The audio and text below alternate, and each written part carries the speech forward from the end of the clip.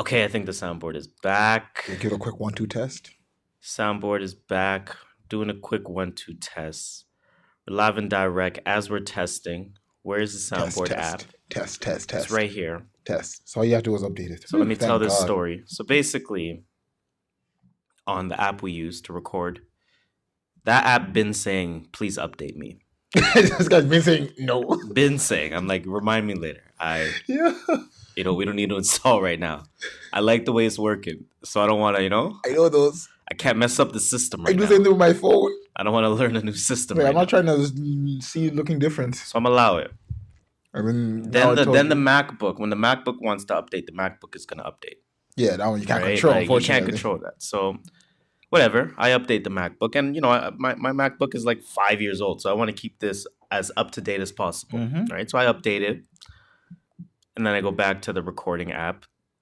And now the main plugin that says your soundboard. We no longer will allow you to use your soundboard. Get you that fed. Because the plugin that you need to make the soundboard work is no longer compatible with the new version of Mac. Jeez. So now I'm like, okay, soundboard is gone. Our podcast just leveled down. We've been talking about 41 steps. We've been talking about leveling up every episode. We just took 13 steps backward. We say you take 1 step forward, you take 3 steps back. So then I said, okay, if I finally listen and update this shit and update the app, like it says, even though the plugin says it's not compatible with the MacBook, it might just work.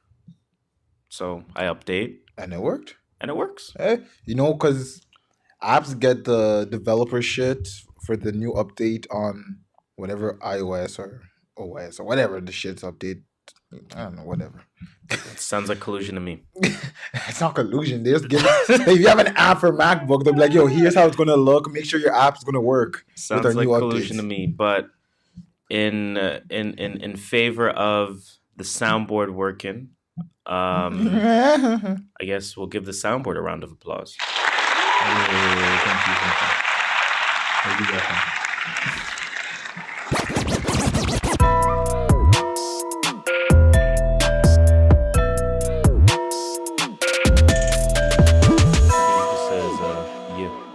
Yeah. That's so basic. Yeah. Whatever. You don't need to be Now I was going to use it for something. You don't need to be ad-libbing. Ad-lib. But I'm ready to go. Let's start. Let's get this show going. Microphone check 1 2 1 Hello. 2. You already know what it is.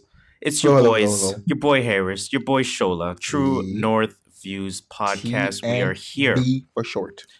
Episode 30, if I'm not mistaken. You were right, actually, this time. I was like, is this guy going to get the number? I am correct. So it's because we're on a new prefix. The 3. We're done with the 2. So by the time we get to 37, you'll be like, yo, what episode is this again? Exactly. So when it's 37, what is it again? And then when it's 40, 40 like, I'm spot on. I got it to at least like 44, and then 45. And between then to 9. From 46 to 49, it's all the same number. It's like age. When you're like 29. Like once you get 30, you're always 28 or some shit. Pretty much like I feel like I'm 30. Yeah, it won't feel like the 30 sometimes. The moment I turned 26, 27 now, I felt like I was 30. I remember once I was at work and I'm like, yo, I live life like I'm a married man with 3 kids. Yo, bro. And I'm not even close to that. Washed life is low-key the new life. Yeah, that's the new wave. I'm dead ass. That's the new flex. That's the new wave. It's the new flex. It's just too expensive to be living out there now. Yo, that's a fact. That's a huge fact. But guys, welcome to another episode of the True North Views podcast. We are your go-to podcast to start your week. We're your favorite podcast for every day of the week. Much. You know what I'm saying? Anyways, like I said, we're your favorite podcast. We're your favorite podcasters' favorite podcast. Some would even say we're Toronto's official, unofficial podcast. We are the kings of dope criticism, the Pharaohs of Prolific Opinion, the emperors of elevated thoughts. Sensational. It's your boy Harris here. I go by the skirt master name, JustShola. And as usual, we are giving you our views from the perspective of a couple of first-generation Canadians on what's really buzzing, what people are talking about, and most importantly, what people are not talking enough about. Of course, before we get into anything, Thank you to the listeners. Thank you. Shout thank out. you to the Spotify listeners. We Thank you to appreciate the y'all. Apple Music listeners. Yes, sir. Shout out to the SoundCloud listeners. Hey, shout out to y'all. Shout out to those that listen on YouTube. Podcast app. Anywhere. Whatever As long you're as you're using, listening to us, shout out. thank you. For those that spread the word, thank you. Thank you too. For those that have started to listen as a result of the word being spread, thank you. We really appreciate it. Keep spreading the word. Keep spreading the love. If you guys want to know where to find us and where to tell people to tune into us and where to find us, you can find us on Twitter, on Instagram at True North Views. That's one word, TrueNorthViews. Yo,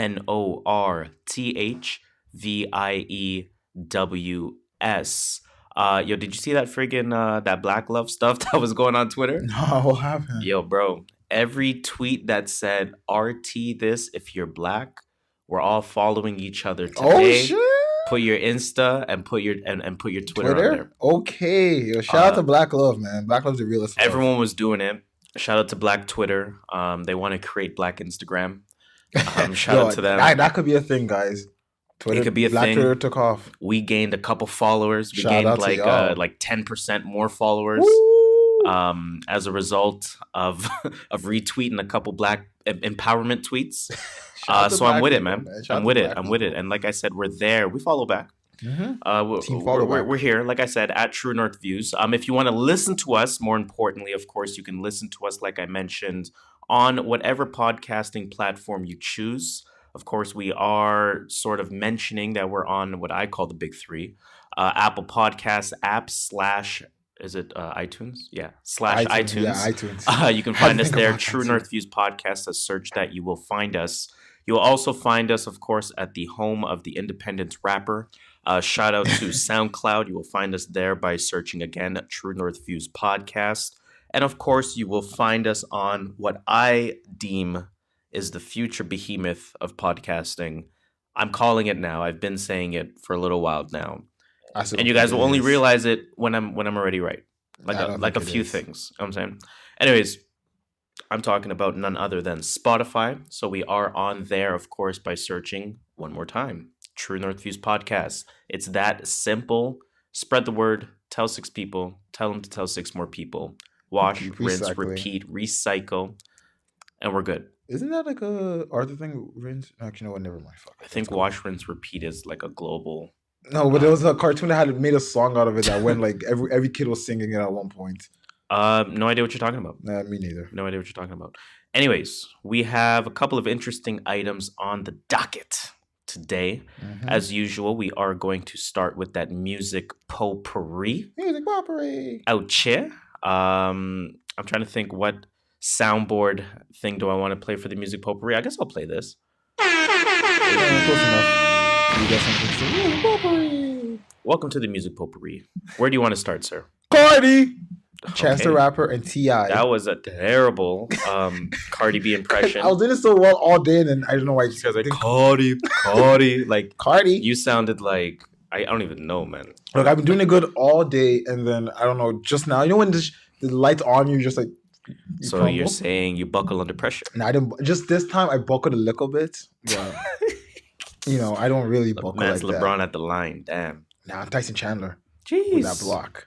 Jeez. Anyway, Cardi B, T.I., and Chance the Rapper to host Netflix first music competition series. Okay, so Netflix is entering the game. A little late. The network TV game. A little late. In my eyes, because American Idol isn't it off air now. Like these game shows. Do these people still experience success? The winners of these shows? Because I don't know. The winners don't, and I was actually going to ask you this if you knew anyone. Some of them, the winners don't, but some people. Isn't it usually like end up becoming more popular? That's what I was gonna say. Isn't it usually like the 4th place person? Pretty much. That usually has the biggest career. Like Carly Rae Jepsen, she was on Canadian Idol. There's one other guy that had like a number 1 song in the world too. He was on American Idol. There's a few of them, but again, I think it's late. No one watches this stuff anymore. I will still disagree with that though, because what we have to think about to some degree is. There's a whole world out there that we're not aware of, right? And there's certain artists that we have in kind of the urban world that crossover, and you think about your Drakes, your Cardis, your Nickies at one point. But there's a whole world out there. There's that whole Shawn Mendes world we don't know about. The whole That's true. Camila Cabello world that we don't know about. The Rita Ora world. The Dua Lipa world. There's a whole world out there that we don't know about, right? So I think these music shows still have a place. I think they're late in our eyes because, again, we don't really have any urban examples of that. Like there used to be even kind of like even the band kind of to some degree, like we had urban examples of competition shows, but you know what I'm saying? But now it's like it's kind of for the mainstream top 40 Ryan Seacrest audience. I just don't want. I think this is a huge black exploitation again. Back at it, like because interesting. They're looking for rap's next superstar. Like, what's the biggest music genre in the world right now? Hip hop. What are they looking for? A hip hop star. Who do they put? Cardi B, T.I., and Chainz the Rapper. So do you think the judges are like, okay, what would you have? What 3 names would you have had to have seen to be like, yo, this is something that I think is a good idea? I would have had not to see this show at all. Okay, so again, like I said, this genre of TV show competitions, it's done. No one. Like, my mom used to watch this in 2008. Is it though? It is. American Idol went off air. Canadian Idol's been off air. I don't think they're off air. Yeah, can we fact check this? Okay, American Idol either is off air or it went off and came back. America's Got Talent doesn't put up the views it used to do. What, just some dance competitions? Like, again, these TV reality game shows, whatever. Not reality, I guess, but they're kind of reality shows because they incorporate like live voting and but like it's stuff like that. In my eyes, it's a has-been. But they're like, you know what? Hip hop's big American right now. Idol's still on the air, fam. Yeah, but it probably went off air for a little bit. I know they canceled it at one point. It was a big thing on the news. I guess. I don't know. All I'm saying is that I feel like this is just a big. You feel like this is like almost like not a money grab, but like if hip hop wasn't what it is right TV. Yeah, if hip hop wasn't what it is right now, this year's gonna be coming out. So now here's my thing. Where was this in 2007? Do you know? I mean, first of all, do we know how the show is gonna be formatted? Is there gonna be a focus on artist development? Is there gonna be, you know what I'm saying? Like, because I think the show has a potential. I think depending on how they film it, I think depending on what they want to do with it, they can kind of bring it back to what's missing in hip hop today. And that's what TDE does very well. That's what Dreamville does very well. And it just goes back to actually developing your artists and obviously everyone, you know, or you'd hope everyone works on their craft. But when you see it, you know, in the limelight, in the center on Netflix that seemingly everyone has access to, then it's like, yo, we value that. We need visual representation of hip hop of hip hop in its truest form, or of mastering your craft, or of getting better at your craft. We need to see those Chris Brickley videos. You know what I'm saying on Instagram. We need to see all those dudes running drills. It's not that we need to see it, but it's like as a young person in the game, it makes you say to yourself, yo, like, I respect that, and let me go ahead and do that. I agree with you, except when it comes to TV, people just care about one thing, and that's the money. They're not going to put the... Obviously, money's the underroot, of course. Yeah, but they're not going to put, like, the people that are going to be, quote-unquote, controversial. They're going to put the people that the white crowd will like. No. They're going to put safe controversy on there. I think Cardi is safe controversy. I think T.I. is safe controversy. Oh, yeah, I'm talking about... That's the judge. I'm talking about who, like, the contestants. It's all going to be safe rap. Nah. You're not going to get the Lil Uzis on there with the face tats. Because they're not... But you're also not going to get the... Because they wouldn't be talented enough to make it. But you're also not going to get the Childish Gambino saying, this is America. Because they don't want that. They don't want people saying, oh, we don't. Like, they're going to put the, I went home. Okay, so then, nah, they're not going to I went to school. Nah. I'm doing good grade. Like, they're going to get the good They're not going to make corny rap win. You can still have a Joey Badass that wins. You can still have a J. Cole that wins. J. Cole's not. You can still have a JID that wins. Let's name newer artists. You can have a Reason that wins. You can have a Mick Jenkins that wins. What do you mean? Come on now. I don't see You're this. hating. I probably am. I know I am, because I just don't like this idea of... You're hating. Okay, but what about the show itself, though? Like, did you look into anything related to that? What? Because the show itself, you're saying F the show itself. I think it's just going to be American Idol. And I used to watch American Idol with my mom. So I figure it's just going to be American Idol, but with rappers. That's sick. Nah, man. American Idol was boring after like 2 episodes. This guy's hating. Yo, American Idol is emotional pornography. Especially when you find out producers produced the hell out of that show. I think Black Mirror season 1, episode 2 is the greatest depiction of what American Idol is. What, the sellout one? And that one was a great episode. I'd love to see a sequel of that. Speaking of, but it's that emotional pornography, man. That shit draws you in, and with a Netflix budget, this could be good. This could be good TV. This could be good. I'm not saying it won't be good TV, but I've seen the production that goes into it. I just don't trust. There's so much behind the scenes that I've noticed in the last few years. I'm just like, shit is not what we think it is. Obviously. And I don't know. It just bothers me when I see something like this. I'm just like, well, wait, get your bag, people. Get your bag. Damn. Get your bag, Cardi. Get your bag, T.I. Get your bag, Chainz. Okay, but I think Cardi was catching a little bit of flack. For being a judge. What do you think about that? I wouldn't put Cardi as a judge. Like, again, Cardi. Why not? Actually, you know what? Because there's different elements. There is. Right? If you want to think about the ear, the artist development to some extent, the lyricism. Not to say T.I. was super elite, but you go to T.I. towards that. Yeah, he's right. If you want to get to like sort of the young mogul, think beyond rap type of, you want to find that person, and even Chainz. Like the production type. Yeah, the production. The different alternative type of rap. Exactly. If you want to sense pure hunger, it's Cardi. I think and performance. Like Cardi's a performer. Like Beyonce, they're performers, right? So give them a song and they'll. I think they each have their place on the show. I think any negative reception that Cardi has been receiving, I don't think it's deserved. I think that it's the barbs. Yeah, I mean, I'm a barb too. Man, but Nicki Minaj is a genius, man. I'm just gonna go ahead and say that she's a fucking genius. I just wish she wasn't like she's such a genius. I wish she just wasn't sour. She knows how to create a narrative. Let's just say that. But no, I think Cardi B has her place on the show. I see nothing wrong with it. I don't see that. You know what I see before we get off this? Did you ever watch American Idol? The judges Simon Cowell, Paula Abdul, and I'm aware. I was aware enough of their characters to know. Can you associate one person with each? Like Simon Cowell being the hard ass. Is that like T.I.? Paula Abdul is Cardi B, not because she's female, but I feel like Cardi B is going to be like, I love you, I love that, and that's what Paula Abdul was. She was always, even if it was shit, she was like, yeah, I love that, I love you. Okay, well, let's use a little bit more of the general stereotypes with judge type of shows, right? So they always want to get somebody on there that's mean. They always want to get somebody on there that just loves everyone, and they always want to get the somewhat neutral person. Pretty much. So who do I feel like will be what? I think Chainz will be the guy that loves everything. That's so true, actually. I think Cardi will be the neutral one, and I think T.I. will be the hard one. Okay, makes sense. That's what I think. Actually, I like that Chance the Rapper being the neutral guy. Yeah, I mean, I think Chance will be the super positive. Yeah, I think always smiling. I love you. I love what you did there. That was dope. In its own way, that was dope, man. I mean, with this fucking hat with the 3 on it. Come on, Joe. I mean, come on, yo. That's funny. It is. We're going to move on. Yeah, I'm off this. Do you know when the show comes out?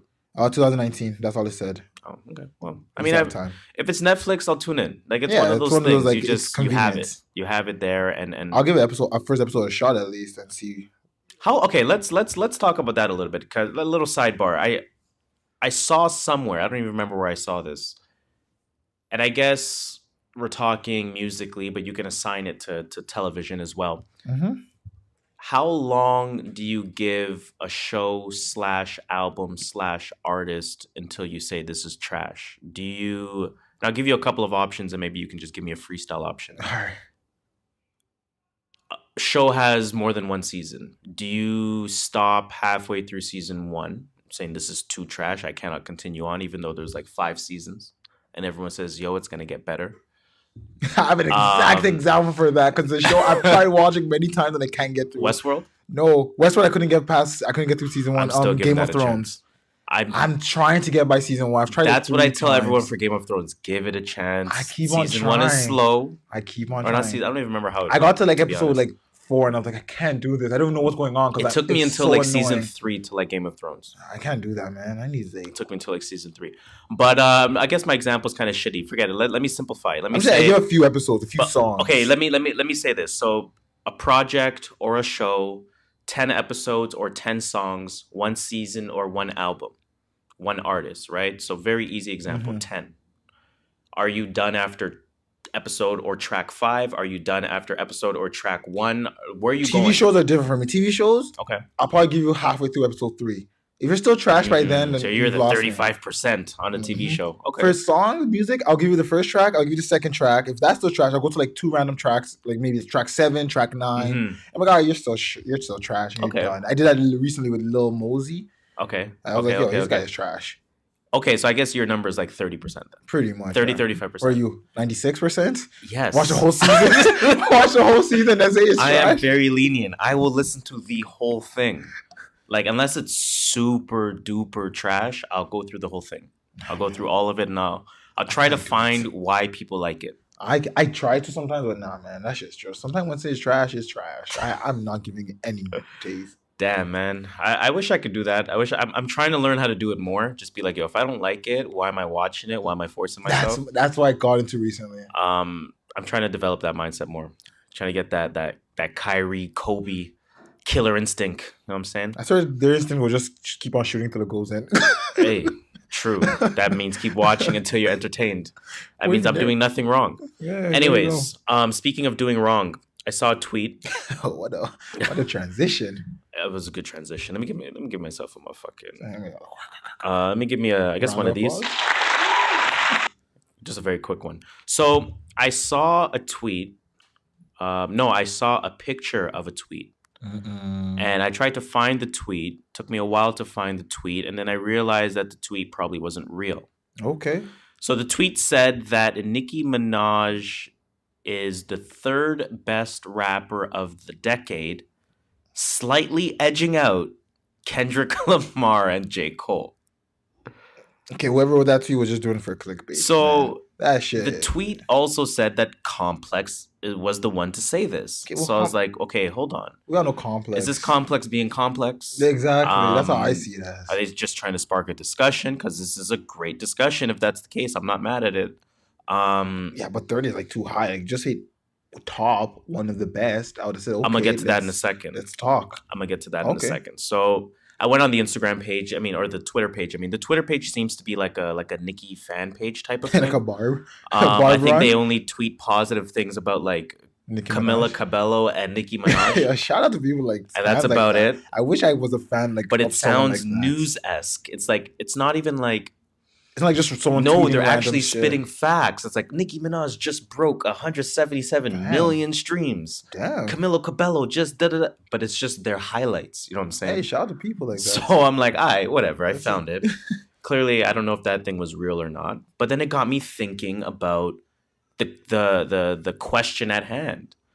Who are the best 5 rappers of this decade? And I guess being like 2018 to now or 2010 to... We're going 8 to 18, or you want to go 10 to 20, whatever you want to do. 20. 10 to 20. All right, so from 2010 to 2020, who are your top 5 rappers of the decade, and what's your criteria?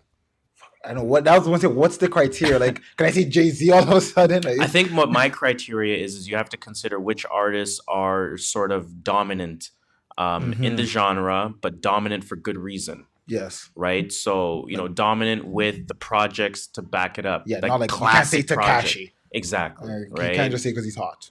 Like, not hot, pause. Longevity as well. So I'm not, personally, I'm not looking at an artist that started to get hot in 2016.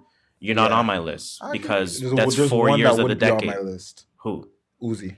And I still wouldn't even put him close. I wouldn't even put him close to top 5 of the decade. Oh, top 5. You know what I'm saying? So, never mind. Top 5. So if I'm having a decade discussion, I'm looking at the people that were already in the peak as when 2010 was coming, or they were getting to that second album, third album when 2010 was just happening. All right, so let's bang this out. So let's bang this out because I think Nicki Minaj is a legitimate top 5.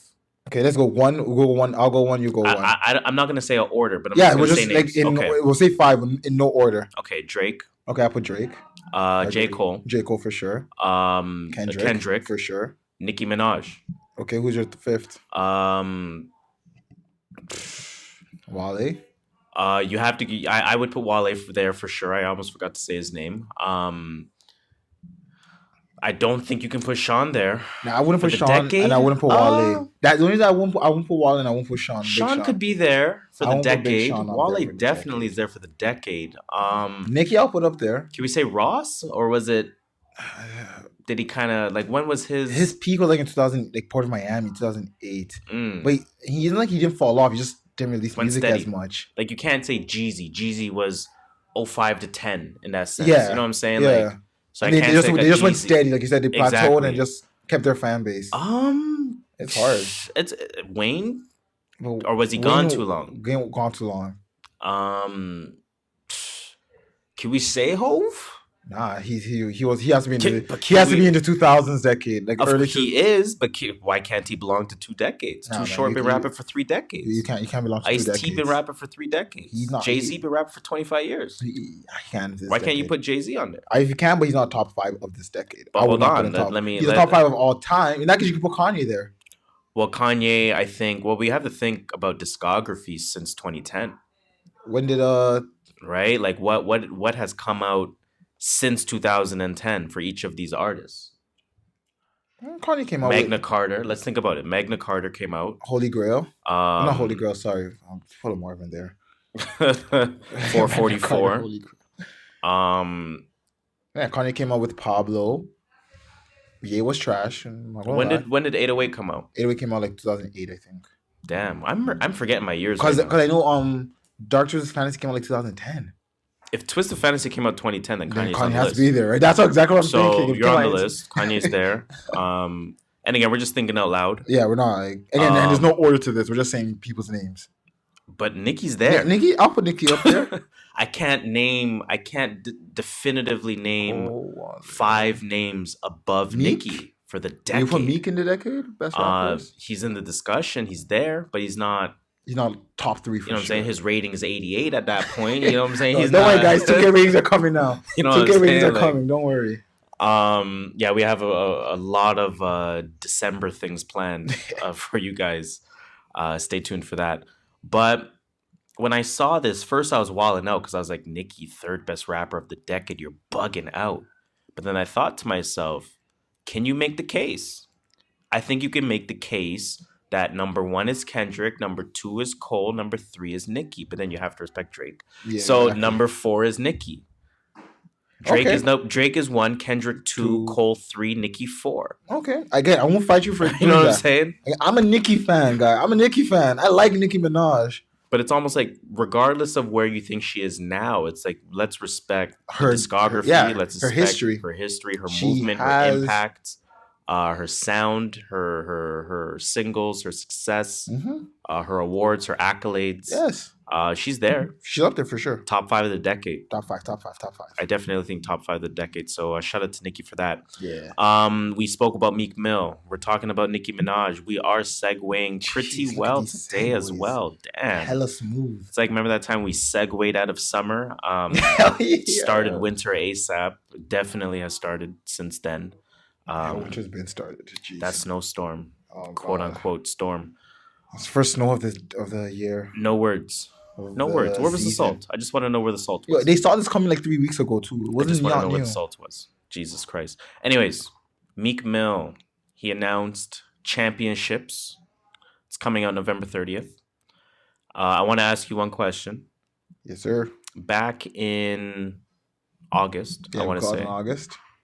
We spoke about Meek Mill. Yes. And I said he dropped that 4-song EP. And I said, what did I say again? You said fall. What? You said fall. I said Meek Mill's coming on the fall. Yes. Right. I agreed with you on that too. And now we kind of forced each other to like choose a day, whatever. I don't remember. Like, do you remember what you said? I don't remember at all. But I remember us talking about him coming out in the fall, and we had a discussion, and you actually stepped by yourself. Like, you know what? I agree with the fall. You know what the craziest part is? Like, and I'm dead ass when I say this. I think I said November 24th. Hey, that's close. Or November 23rd, I mean, the Friday. I think I did. It comes out on Friday. Somebody please fact check that. Please. Because I'm not going back. Right. I'm not going back and listening to all them hours. But I think I said November 23rd. Probably. Turns out Meek Mill's coming out with Championships on November 30th. The man heard you. I was like, nah, I can't let Harris be right. Yeah, he said I can't be right. It is what it is, man. It is what it is. When you see your impact, you see your impact. You know what I'm saying? Real. Bars. Never bars, but still. Shit. Let me give that. I've got my tabs all uffed up today. Fuck the rappers. I'll give that a quiet laugh. You're into cover art lately? Yes, is there cover art for this out? There is. Okay, let me take a look at it. I just saw it was coming out. I didn't really look at the cover art. Does it look boss? You like it? It looks like a PlayStation 2, and this is not even gonna make sense, so don't shoot me. I do play video games. It's gonna look like a PlayStation 2 Halo cover. Is that thing with the thing on this here and just his face there? Space Cadet looking motherfucker. Yo, that shit's wax. Come on, man. Straight to DVD, black up to the moon looking ass motherfucker. Like, did you see that? Yo, this is pissing me off. Why does it look like man's in space or something? Fucking The Last Man, the Neil Armstrong movie looking motherfucker. Yo, what's that? The guy that was Martian, the one who the guy was the Martian, Brad Pitt looking. What was his name? No, that was Matt Damon looking ass nigga. Is Matt Damon or Mark Wahlberg? No, it was Damon. It was Damon. I don't know. Yeah. I still need to watch The Martian. Apparently, Neil deGrasse said that it is one of the most accurate renditions. Just in terms of like science and space, and they did say that for what he did though, and not spoil it. Like everything had to go perfectly. Yeah, the way it happened, but like but it is scientifically it made sense. If everything was to go perfectly, everything he did would make sense. Scientifically, it made sense, and even Interstellar, was it Interstellar, the one with Matthew McConaughey? Oh, I don't. Is that the one with Sandra Bullock? No, that's Gravity. Oh, okay, yeah, that's probably Interstellar. Yeah, Interstellar apparently was also very accurate. I watched that one. That was a great movie. I didn't watch Interstellar. I'm not into space. Like I'm into sci-fi, but not space. It's weird. No, I'm into space heavy, yo. It's weird. Space just cheeses me. I'm telling you, that Neil Armstrong movie I watched, I still think about it. Neil Armstrong? Yeah, it came out recently. The one about the first moon landing. Right? Yeah, you watched that? I watched it. Damn, this guy trying to get the Oscars.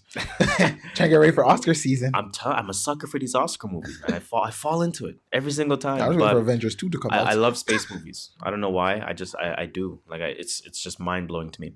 Let's get back to this though. This cover is still Space Cadet looking. I am looking at it. I'm like, yo, God, this looks like a Da Piff mixtape cover. So how do we feel about? I saw a tweet that talked about the name. The name I actually really like. What do you think about the name? Just is it no research involved? What do you think about the name? I just thought it was related to Philly Eagles winning championship. Oh, okay, I like that. 76ers are doing really well. I like that. The hockey team? Do they have a hockey team? Flyers, but I don't think they're doing. I could be wrong there. But I just thought it had to do with like the football team winning the Super Bowl. So think about his album names: Dream Chasers, Wins and Losses, and then Championships. You know what I'm saying? Oh, he does have like a little formula. Yeah, so it's like, I like that. I like that a lot. But you just brought a very interesting element. Philly one, is that the first ring? I don't know. I'm not gonna act like I think the was the first ring. Remember the city was suffering or something, like the Sixers, the true. Eagles, the Flyers. It may have been. I could be wrong. Either way, I don't know my facts there, but I thought it was my first thought. And I don't think you're wrong. I don't think you're wrong. I like the wins and losses championship. I like that. Yeah, I like the name a lot. And he's coming out of jail trying to say like, like this is my championship. And it's his triumph, exactly. He beat the case. Mm-hmm. I was reading an article on it, and he was talking about, of course, his work with Jay-Z and how they're trying to free 1 million people, and obviously this is bigger than this is life at this point. It is, right. Yeah. So, shout out to Meek. Definitely, I hope that a lot of this comes out on his music. A lot of people are also talking about, and we kind of spoke about this in the past as well, the hype. There is hype along this album now. There is. When you think about this Meek Mill album, or when I think about it, I think about this is going to be that defining album. Yes, this could make or break his career. So if you think this is the defining album for Meek, and I think this is the defining album for Meek, and everyone on the planet thinks this is the defining album for Meek, and the expectation realistically has been out since he came out for the album, it kind of makes you wonder, like... almost like the same thing what would happen with Nicki, even though I think Queen was dope. Queen was dope. Are we setting him up for failure? We are, unfortunately, but that's just the era we live in. But now here's another thing. Can he still deliver regardless?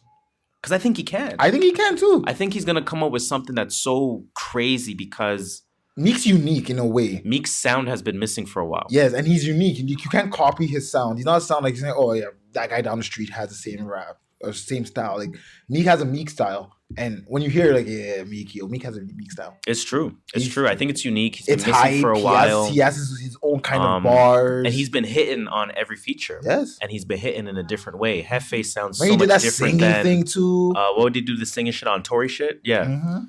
Hefe with T.I. sounds so much different than the track he did with Tory. Remember his EP? The EP. It sounded like four different songs. You had the Swiss Beat song on there. You had the song for the ladies. Yeah. Jeremiah. Like it was 1 a.m. Oh, that's the thing song. That was the Swiss song. Yeah.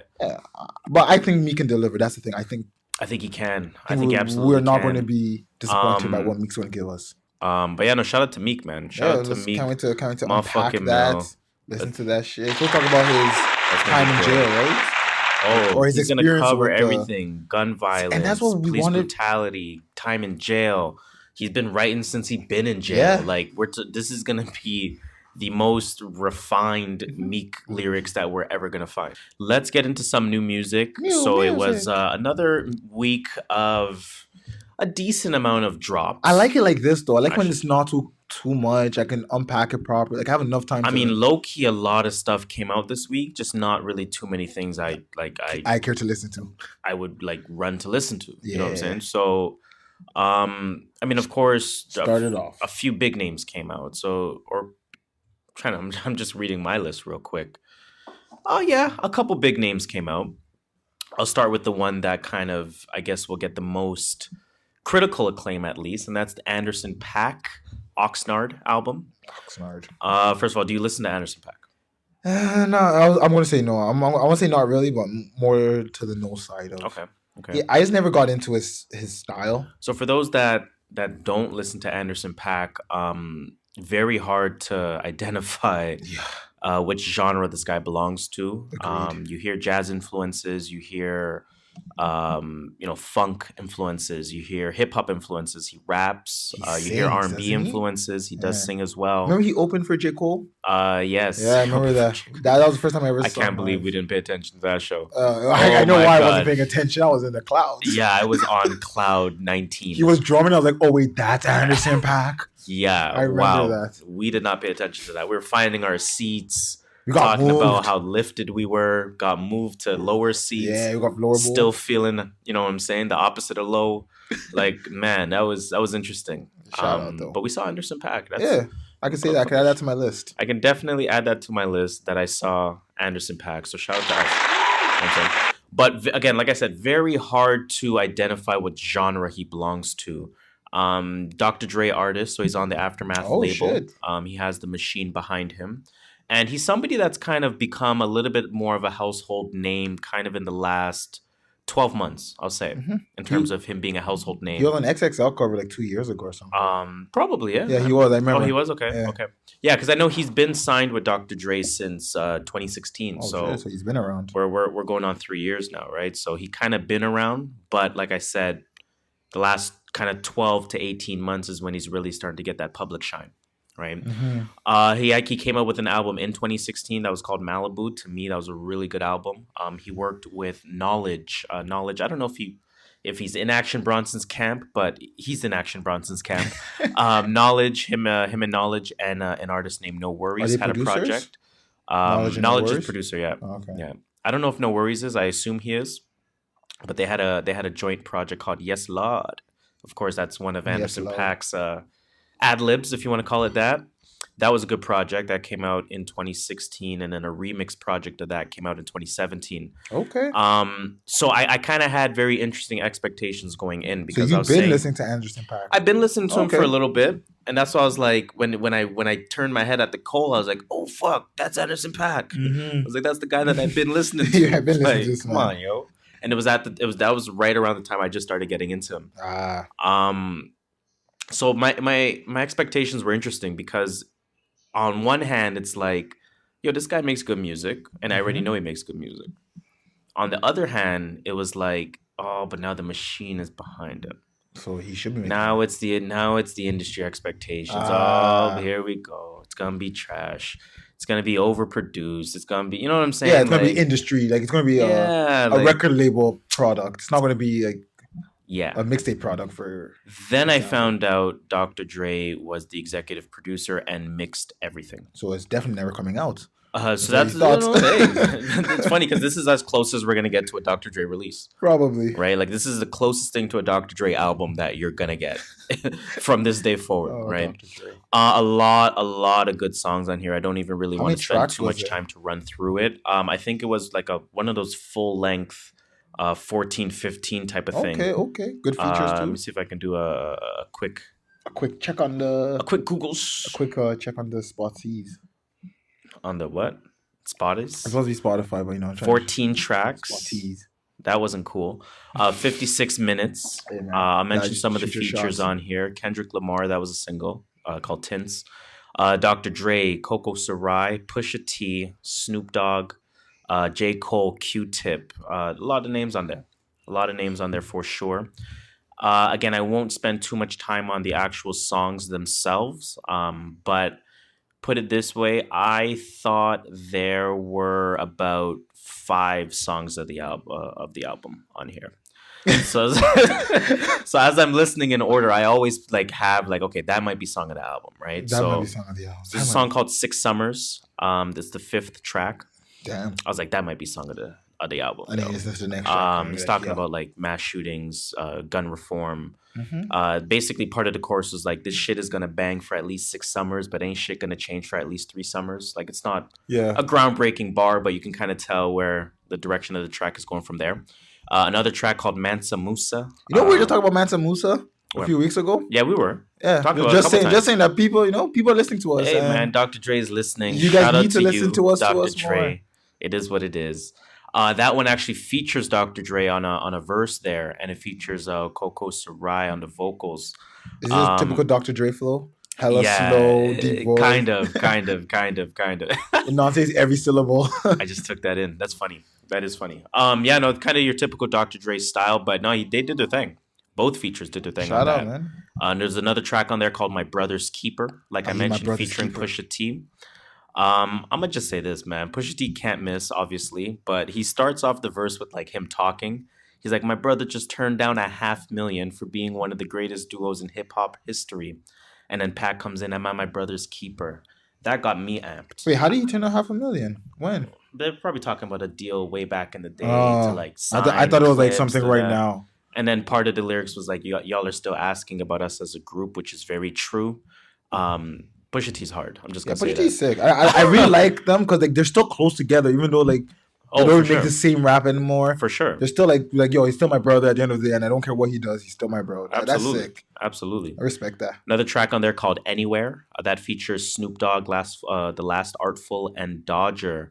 That felt like it was 1992. Damn. That gave me complete G-Funk vibes. Okay. But it was a modern version of it. I was loving that. I told you, for some reason, I'm on this West Coast wave lately. You said that.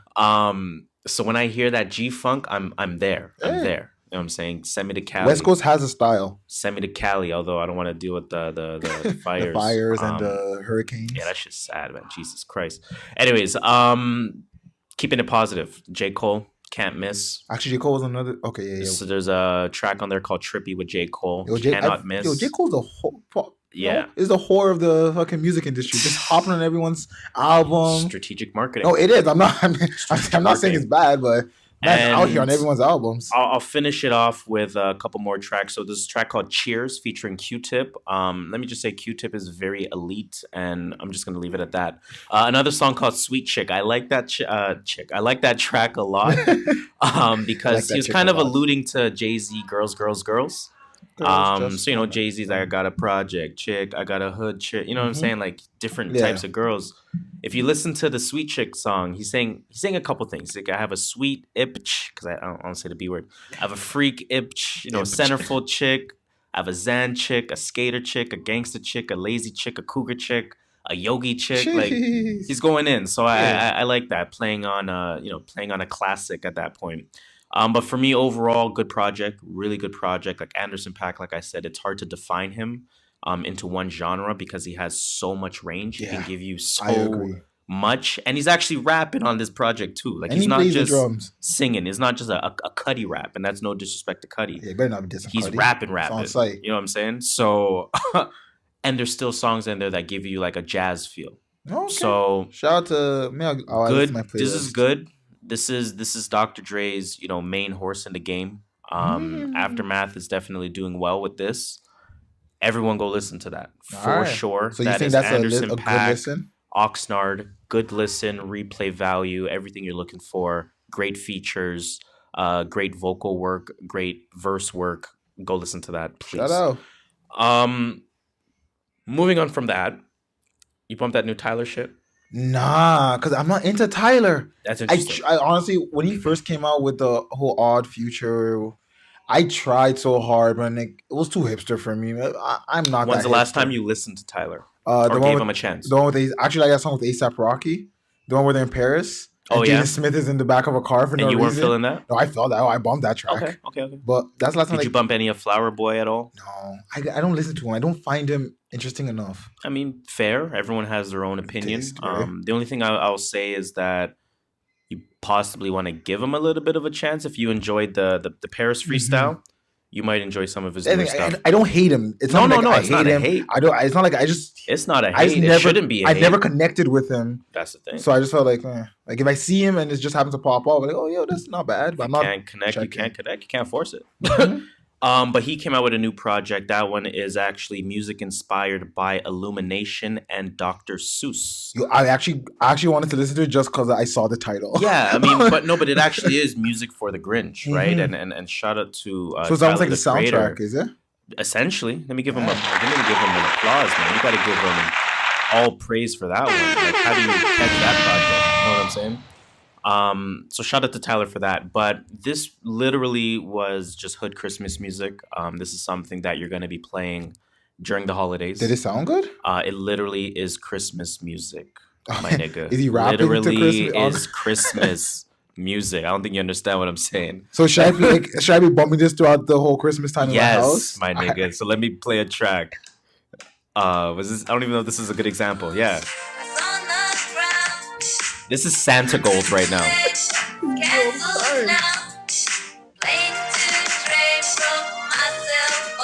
Oh God. And then he raps on this?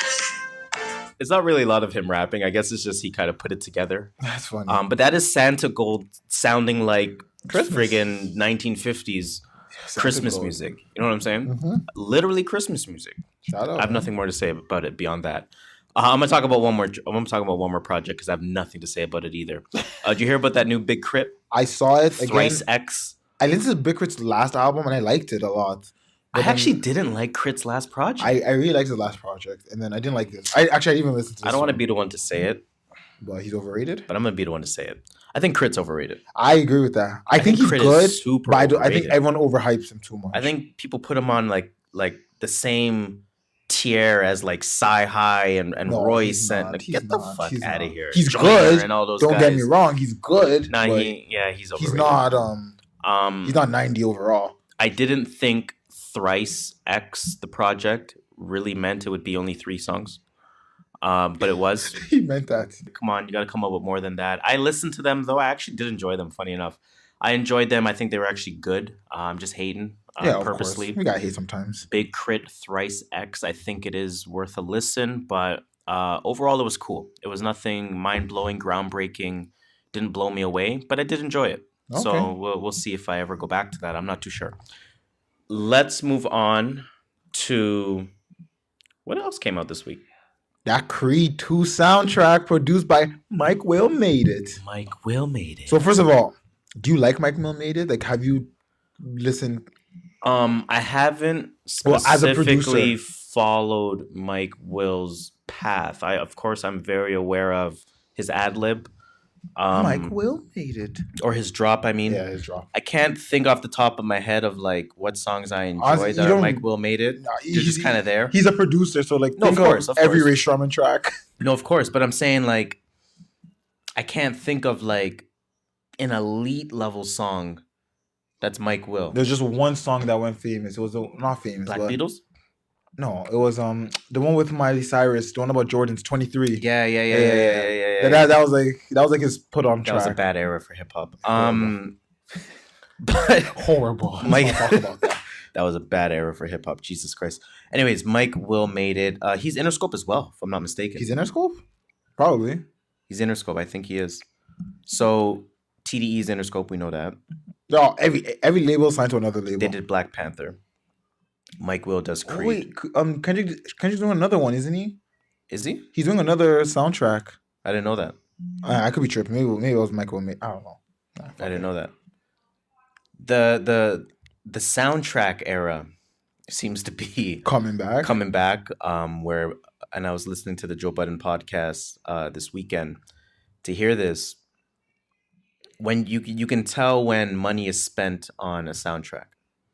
You can tell when money is put aside to make good music for the actual movie itself. Creed, Black Panther. I still gotta watch Superfly, but wasn't that the one with Future all over it? Yeah, that was Future produced that soundtrack. Not Future produced, but yeah, whatever. It's Future's. What else? There was another one recently. There is. That's what I was thinking. I think it was Kendrick did another one. Nah, I could be tripping. Then I don't know. You're definitely tripping. But let me see if I could find something quickly. I'm for this. I'm for the soundtrack movement, man. Oh yeah, it's all good. It's a compilation album. That's exactly what it is. It's a various artists album. Mm-hmm. I'm down for that. I'm not hating on that. But what was I gonna say? I like this album. Yeah, I was gonna say, what did you think about the album overall? Overall, I liked it. It gave us a little bit of this, a little bit of that. What was I saying? There are crazy features on this. Shit on features. Let me give you a quick. Let me just give you guys quick names. Let's hear them. Lil Wayne, Jeez. Bon Iver, Crime Bon Mob. Iver. No, it's Bon Iver. I thought it was Bon Iver. I don't know. Some white girl told me it's Bon Iver. I'm gonna go with Bon Iver. I'm going with Bon Iver at that point. It's a white girl. But do you know who Bon Iver is? I'm going with Bon Iver. It's a white rock band. I could be wrong. Listen, I do acknowledge that I can be wrong, but I'm willing to bet that the white girl is not correct. I'm willing to bet she's correct because she told me this when the Monster track came out, and I showed her the track, and she was like, "Oh, Bon Iver, I listen to music all the time." I could be wrong. Deadass, I could be wrong. Crime Mob, Slim Jimmy, of course. Some guy named Ears, who doesn't even have a Wikipedia page, but shout out to him because he was on 2 tracks. Yeah, he was dope. I was feeling his He must be signed to Michael Made It because he was on 2 tracks. Probably. Schoolboy Q, 2 Chainz, Nas, Rick Ross, Young Thug, Sway Lee, Industry Hole, J. Cole, Ari Lennox. That's your boy?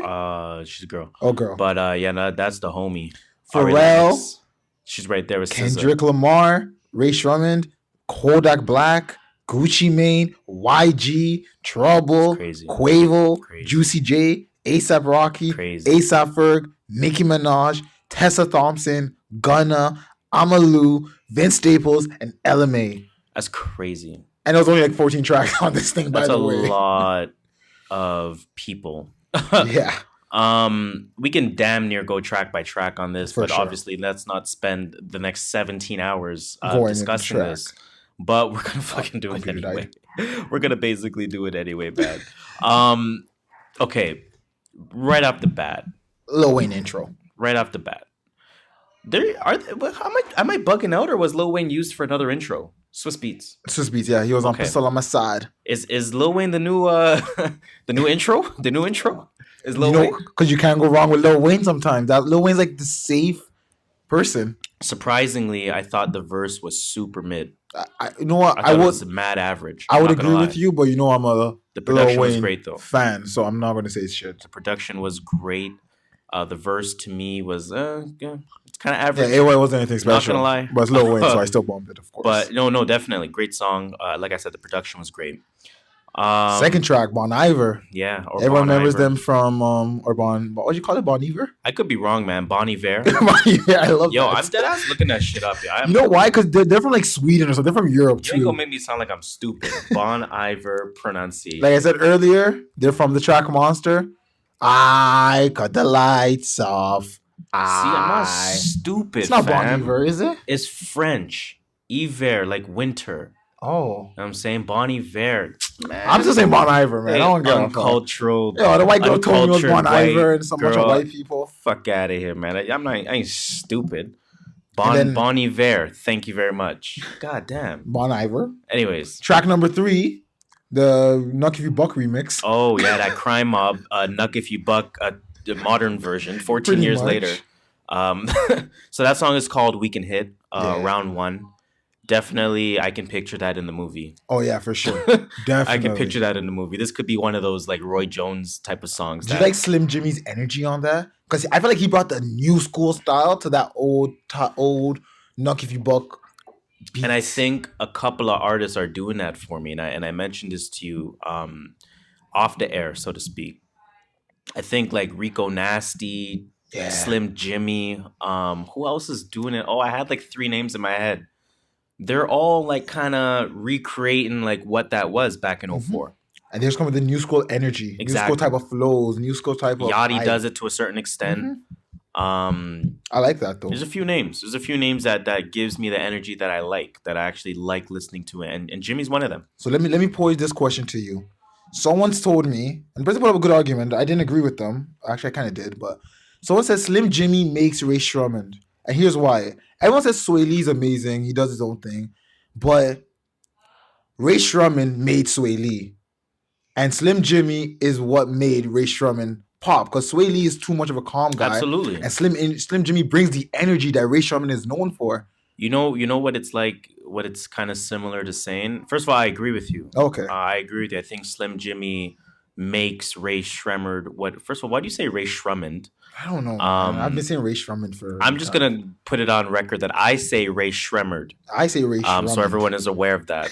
But no, I think Slim Jimmy makes Ray Shremmerd for sure. I think he brings validity to the group. Yeah. I think you kind of think about, to some extent, J-Rock and TDE. To some extent. Yes, it's Kendrick, but no, it's J-Rock. That's true. You know what I'm saying? So it's like, yes, it's Sway Lee, but no, it's Slim Jimmy. Because I wasn't denying. Person was like, take it in. What Sway Lee does is technically not that original.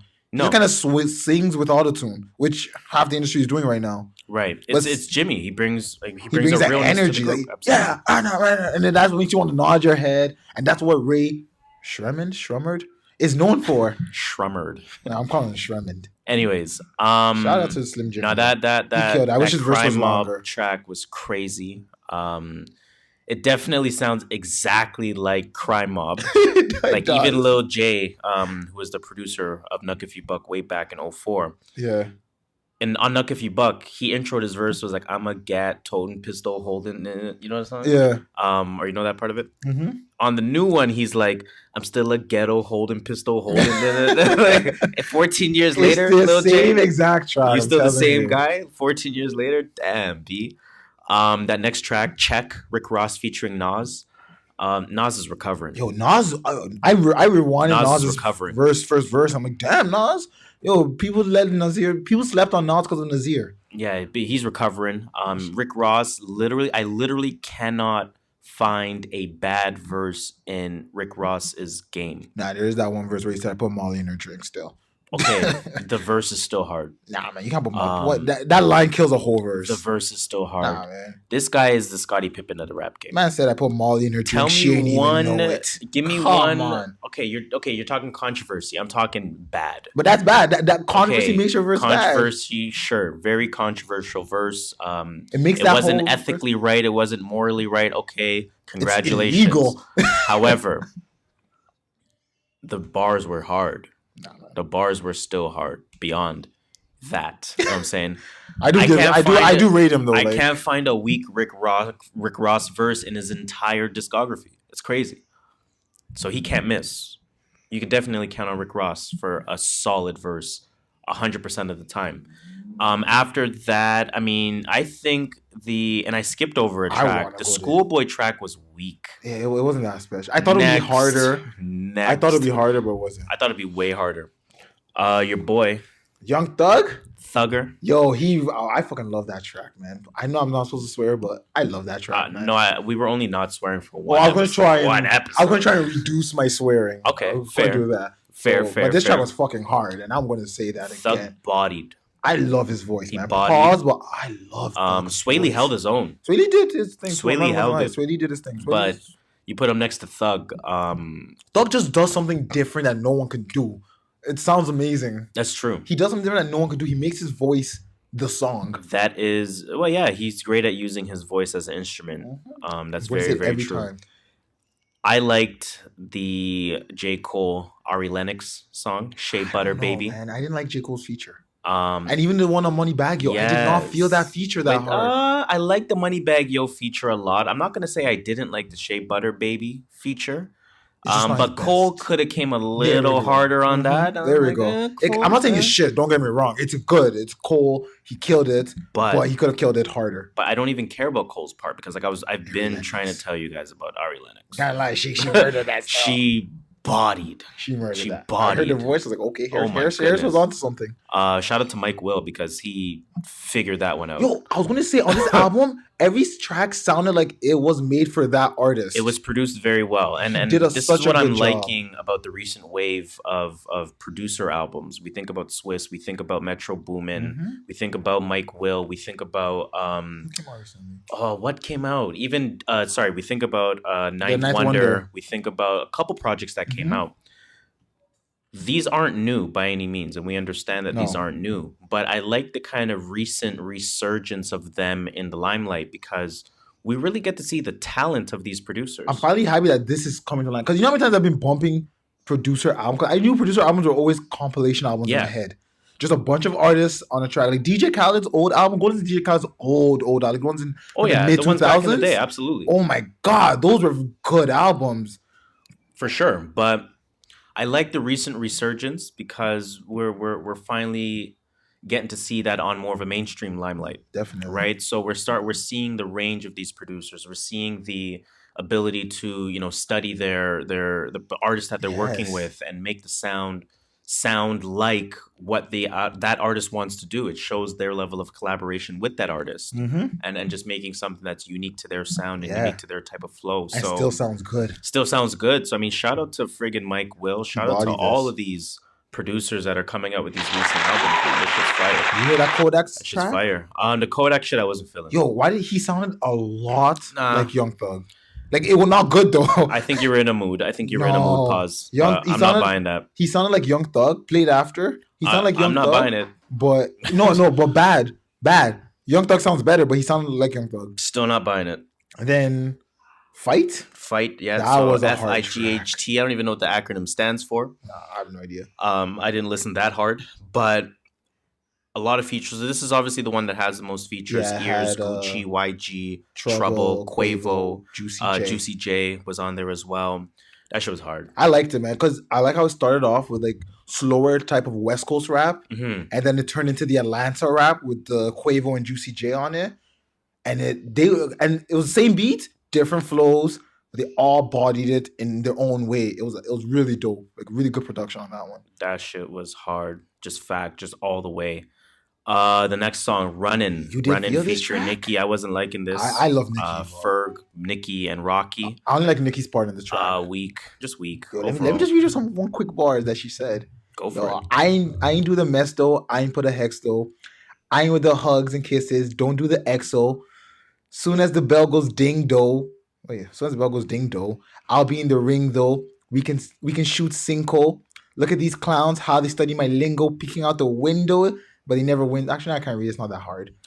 But she said it kind of hard. As you were listening at the time. I mean, listen, man. Like I said, Nicki's a great artist. I'm just going to leave it at that. I love Nicki, though. She's a great artist. I really like the Vince Staples. I don't know why I always mix up the names. Vince McMahon? No, Vince McMahon. Fucking Vic Mensa. Always. Anyways, Vince Staples, Ice Cold. Yeah, that was body. That shit was hard. He bodied. That shit sounded like a video game. It was on like some Smash Bros. Zelda type of shit. Staples just bodied it. He's dope. Ludwig van Beethoven sounding boy. What's his name? Ludwig Göransson. Yo, he makes bad songs. He bodied too. So shout out to them. Shout out to Mike Will. Shout out to the entire album. Oh, Gunna was singing on this too. Did you hear that? I wasn't feeling Gunna. I wasn't feeling it, but he was singing. I was like, yo, Gunna, go back to inaudible rap.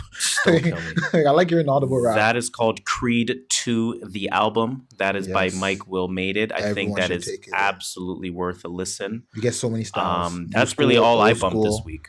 Oh, I bumped the other two. Speaking of, you thought no one could top Big Crit's 3 songs? Oh boy. 2 Chainz dropped Hot Wings Are a Girl's Best Friends. 2 tracks. 2 tracks. Okay. Hot Wings was 1 track, and A Girl's Best Friend featuring Ty Dolla $ign was the other track. Are they solid? Yeah, they're 2 Chainz tracks. Like I don't know what else to say. Like he hasn't lost a step, but he also hasn't like gone. He hasn't leveled up, but he hasn't leveled down. Just 2 Chainz, you know. Can't hate on it. I'm not at all. Shout out to 2 Chainz. Did his thing. Now, although I am not a singles person, there were also a number of singles that came out. Normani featuring Black. Did not listen to that. Actually, no, I did listen to that. I liked it. Zayn featuring Nicki Minaj. Did not bump that. Saba featuring IDK. I know I wanted to listen to that, but I'm gonna wait till it's part of a project.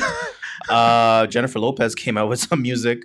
Okay. You're right. Sade, Mariah Carey. Mariah came out with an album. Okay, buddy. Soulja Boy also came out with Wizkid came out with a track. Yeah, shout out to Wizkid. Ari Lennox came out with a track as well. Alessia Cara. Oh, that track bombs. Shout out to Canada. Shout out to Brampton. Came with a track? Yeah, called Dope Lamp. Actually, no, I stopped listening to after he said he has herpes. Oh boy, okay. You didn't hear about that? No, I don't care about that. He rapped. Can I tell you a quick story? He rapped on a song about how he has herpes and how he gave his girlfriend herpes. And it was a true story. Fucking disgusting. Yes. Anyways, yeah, no, a lot of singles came out. I didn't bump them. I'm gonna wait till they become part of projects, or I'll just never hear them, and I'm okay with that.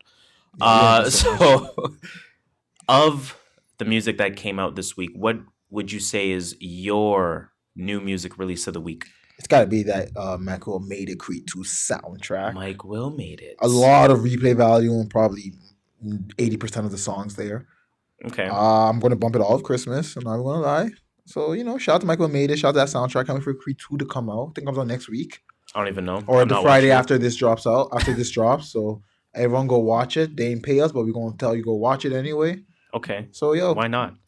Why not? That's my. I'm not mad at that release of the week. My new music release of the week. I was deciding between the Mike Will Made It and the Anderson .Paak. If I were to pick one, I am actually going to go in the Anderson .Paak direction. Hey. Shout out. The reason for that being, I think a compilation album is almost a cop out to pick as album of the week. Just my personal opinion. I think we do get enough features on Anderson .Paak's album to be satisfied with different sounds. Mm-hmm. So I didn't quite need Mike Will's album to give me something different. Plus, Mike Will's the only one I listened to. And I couldn't give it to 2 Chainz because there was only 2 tracks. I'm not giving it to 2 tracks. That is very fair. But no, a lot of good songs in here, a lot of individual songs that I picked up on, a lot of good features. And like I said, Anderson .Paak's range is really good. So that was very enjoyable for me. My new music pick of the week is Anderson .Paak with Oxnard. And mine is Mike Will Made It Creed 2 soundtrack. Creed 2 soundtrack. Let's get it. And I guess finally, at that point, we usually end off our music potpourri segment by asking, what is in your rotation, sir? All right. What's in my rotation? So this week, I was like, you know what? I'm going to go bump this Moneybagg Yo project because everyone's hyping it. Okay. I bumped the Moneybagg Yo. And? I fucking love it.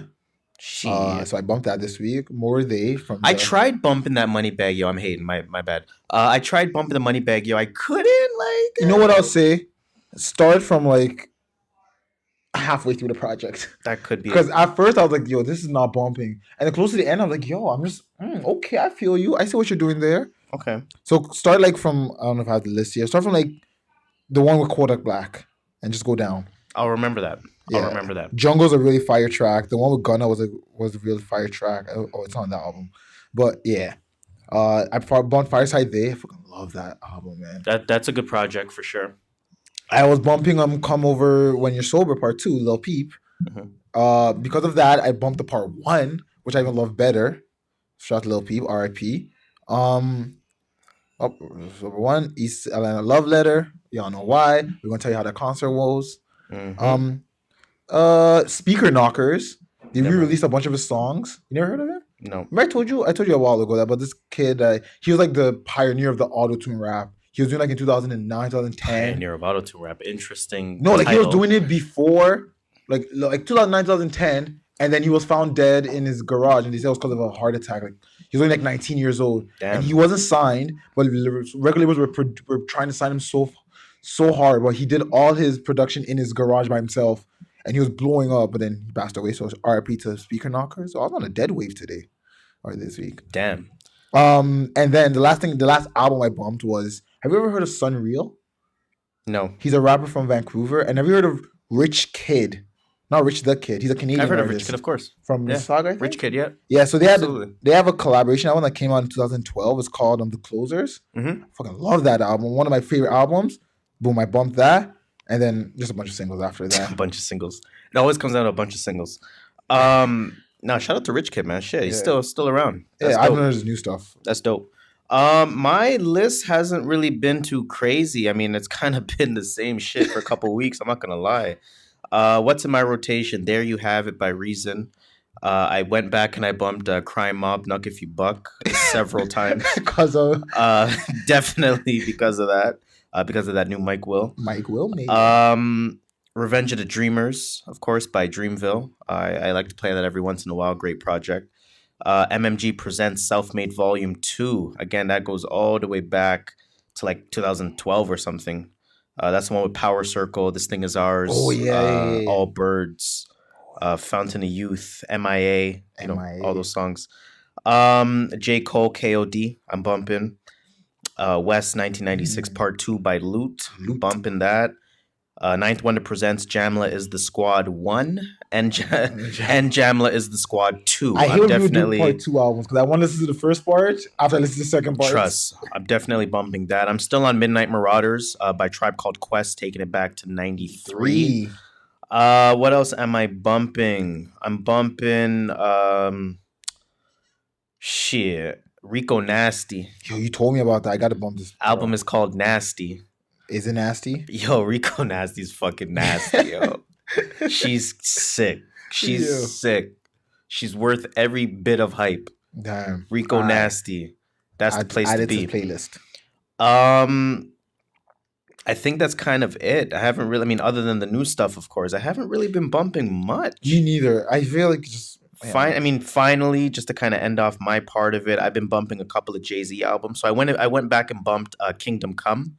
I wanted to really think about whether or not that album was overrated or not. Was it overrated? Or trash or not, because people say that's Jay-Z's worst album or Was it trash? Listen, there's 14 songs, right? 1, 2, 3, 4, 5. The first 5, hard to beat. The first 6, hard to beat, because I think that John Legend track was hard. After that, a few single songs on there. The song with Neo, the song with Chris Martin. The Beyonce song was weak. I'm not gonna say the album was good. Was it his worst album? I'm not gonna say it's his worst. I would have to think about that. But I'm gonna say half or slightly more than half were hard. So it could have been an EP.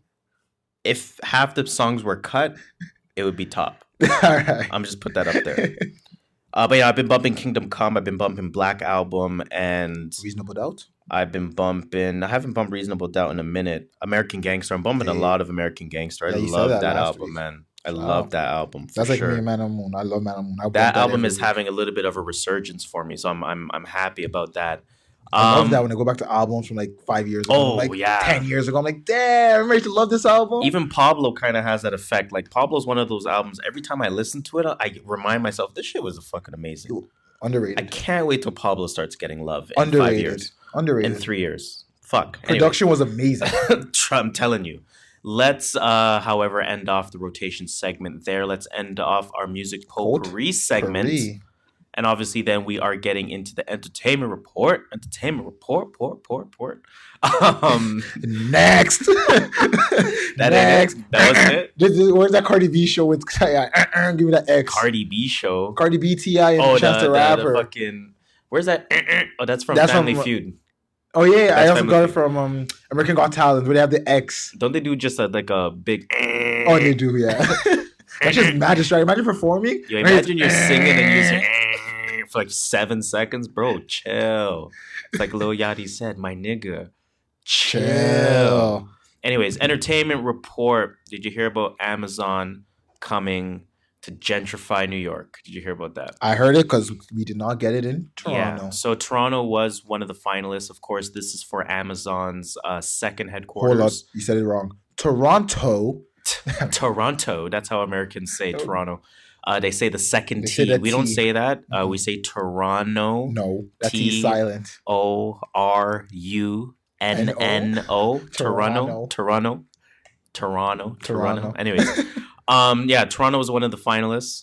Shout out, by the way. We didn't win. I think we were like top 4 at one point. I could be wrong. We are killing it. But New York won the bid. Didn't it split between 2 cities? I think it was split between 2 cities. I can't remember the other city. I don't know. I know New York was. I remember seeing the news. It was New York and some other city. But I'm going to read the part that I do know. Yeah, I think it was New York and... Keep going. I'll find it. And Fuck it. Who knows? Anyways, the deal for the Queens development, and this is in Long Island City in New York, obviously, was announced late October after Amazon concluded a 14-month countrywide, that's incorrect information because they searched Canada as well, search for a location for a second headquarters for 50,000 well-paid tech workers. Well paid. What are your thoughts on this?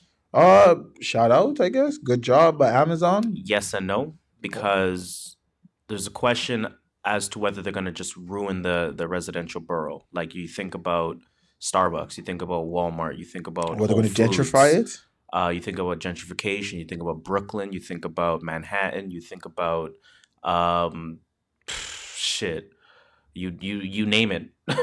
You think about San Francisco, you think about other parts of LA, you think about so you think they're going Toronto, this shit's happening in Toronto. Think they're going to ruin it?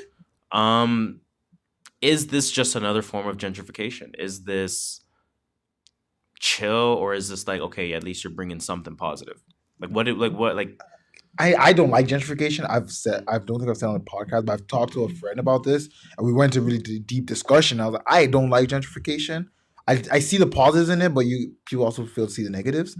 If it does gentrify the neighborhood, then I'll say no. Just see, and I think this take it to like San Francisco, where it's already gentrified. I think this is a form of sneak gentrification. It is, and the reason why I think it's sneak is because New York is cheap. Not that they said 50,000 jobs, right? They say 50,000 high-paid tech workers, right? Mm-hmm. Does that mean 50,000 people in the area are gonna be better off and have opportunity, or does this simply mean more offices are opening up for people with a whole bunch of unnecessary accolades to their name? They have every 3-letter abbreviation after their name: masters, bachelors, this certificate, that certificate, PhD, this, that, the other. It's for those people. It's for them. Yeah, so the people in the hood they're bringing it to don't have those necessarily. That's what I'm saying. You're bringing it, and not even to say you're going to the hood. You're going to Queens, you're going to Long Island, okay, whatever. The people in the area, I doubt, will benefit much directly from this Amazon shit. Now, there might be side projects available. There might be jobs that don't maybe require as many accolades. Yeah. That's a great thing. That's something. That's gentrification, though. Gentrification is like, my point. I'll bring this here, so it brings people that have the qualifications you don't have to bring it to this neighborhood. That's my point. And then kick them out. The whole point of this Amazon bid was which city was willing to give Amazon the most breaks, the most incentives, the most tax breaks, the most. And then it was an open discussion, and Amazon basically said, whatever city gives us the best deal, pretty much, we're going there because we're bringing you 50,000 jobs and a huge headquarters, right? You think about Detroit with their car plants. You think about where in Toronto, where in Canada, where in Ontario. Think about Alberta. You think about with oil. You think about even Windsor with car plants. Even Windsor. That's the city I was trying to think about. It's right beside Detroit. Exactly. I don't know if you want to rely on one manufacturing building being in that spot. So if Amazon were to close 50 years from now, boy, is that that's what happened to Detroit. Car industry changed, and they didn't need people working there anymore. The time bomb starts now. Amazon. The other city, by the way, was somewhere in Virginia. I couldn't find. Yeah, it was Virginia. That's what I was thinking about. I forgot where though. But I don't know how I feel about this. I don't know how I feel about it. I don't know. It doesn't. I think it's inevitable. It's one of those things that are just gonna happen. Gentrification is gonna happen. You can't stop gentrification. You can't stop it because it's the people with the money that control it. The most thing you can do is help make it benefit you. But I think, I think what we can do is, like you said, try to make it benefit you as much as you can, and just try to be aware of it. And I see right through it. I don't think these jobs will help those in the area. Definitely not. It's meant as a sneak form of gentrification, and I think they got their way. Sure. I agree. I think Toronto should have got it. But nonetheless. It was going to be in Markham, too, if they came to Toronto. Oh, that makes sense. Exactly. We're gonna put that shit down. That makes sense. Markham. No my God, there's mad Asians there. Bear computers. That makes sense, and it sounds like hate, but it's not true. hate. If you ask anybody where the Asian community in or around the GTA is, Greater Toronto area, they will say Markham. Scarborough Markham. They're known for that. Definitely. Let's talk about 2 Milli. Finally, let me give 2 Milli a round of applause real quick. Rock on any block. Shout out to 2 Milli. For you guys who don't know who 2 Milli is, he's the person that started the Milli Rock with his dance. Milli Rock. With the song. Milli Rock. A Milli Rock on any block. I don't think he started the Milli Rock, if I'm not mistaken.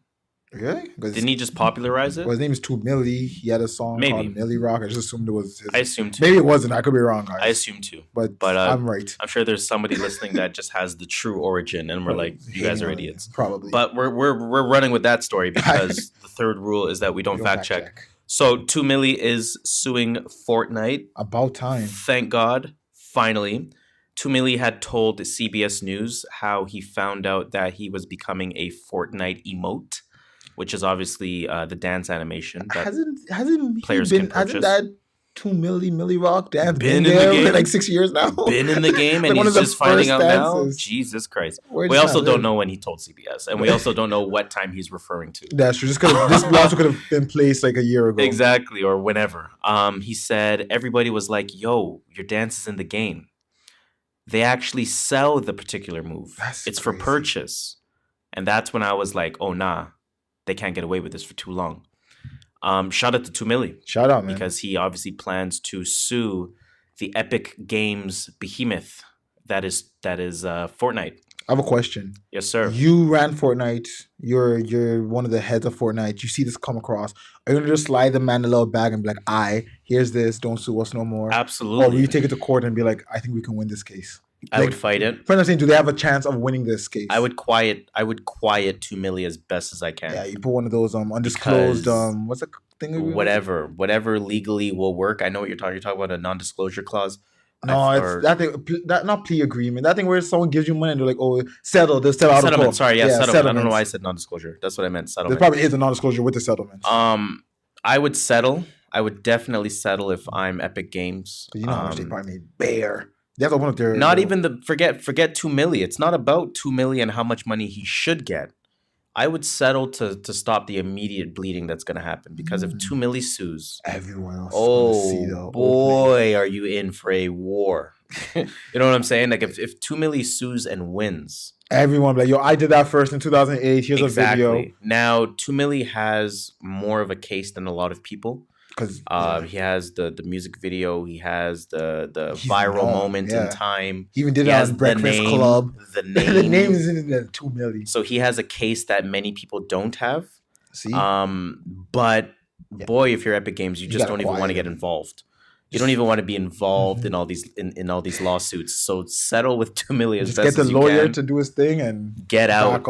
Get out while you can. Shout out to 2 Milli though. But yeah, no, shout out to 2 Milli for not letting the machine friggin' exploit what he kind of popularized, if not created. So shout out to 2 Milli. Everyone own your shit, man. Own your shit. Shout out to 2 Milli. And if somebody's jacking your shit, call him out. You hear that thing on Twitter about that girl that was white, but then Swedish white, but then always been pretty much quote unquote acting like she's biracial? No, I saw something where the black girl was on like Dr. Phil.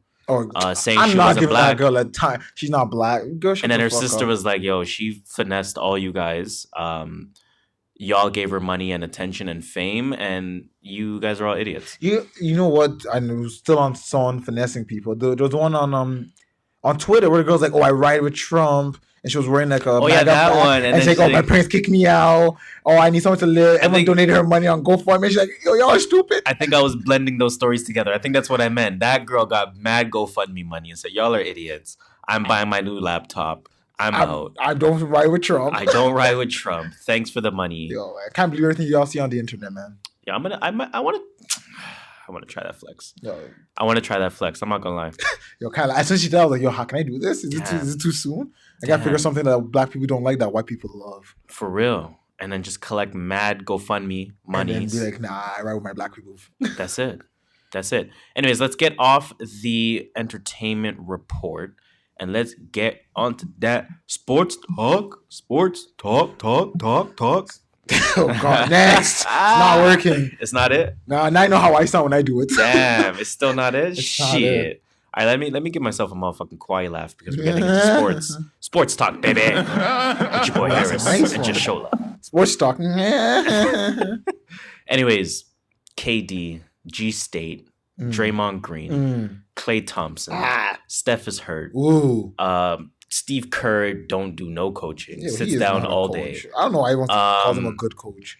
Let's talk about all the drama going on in Golden State real quick. So if you're not aware of the story, go read a book. Read a motherfucking book. Remember that song?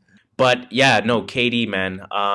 Basically, obviously, Draymond fumbles the ball. KD wants it. They go to overtime versus the Clippers. Draymond and KD are wilding out on the sideline. They end up losing the game. Part of that, there's a clip of Durant saying, "Let's just play ball." Text was added to that video of him just saying, "Let's just play ball," to "This is why I'm out of here." So man's been lying. Clearly, those people are lying. But there has been, commentary around it. There's an unnamed Golden State player that said, based on what was said, for sure Durant is not coming back.